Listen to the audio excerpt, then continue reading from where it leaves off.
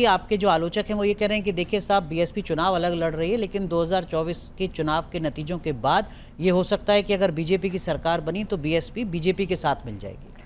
देखिए, आपने मान्यवर साहब के समय से देखा है और वो भी बहुत क्लियरली बोलते थे कि देखिए, बहुजन समाज पार्टी का सबसे पहला ऑब्जेक्टिव है कि हम राजनीतिक सत्ता हासिल करें।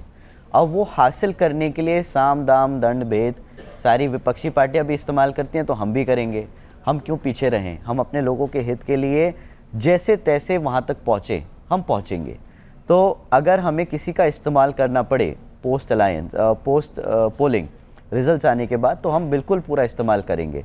अब वो इस्तेमाल के वो ज़रिया चाहे बीजेपी, कांग्रेस या फलाना कोई और भी पार्टी आती है, तो हम बिल्कुल सत्ता में आने के लिए करेंगे। ठीक है, कुछ लोगों के जहन में ये सवाल हो सकता है कि साहब ये क्या सब कुछ फिर सत्ता के लिए ही हो रहा है? तो क्या ये सब कुछ सिर्फ सत्ता के लिए, या वो जो अपना वोटर है उसके हक की आवाज़ को कैसे दिल्ली से बेहतर पॉलिसी के तरीके से पहुंचाई जाए, इसके लिए? सत्ता में आने का मतलब ही अपने लोगों के लिए काम करना है। अगर हम सत्ता में नहीं आएंगे तो अपने लोगों की मदद कैसे करेंगे?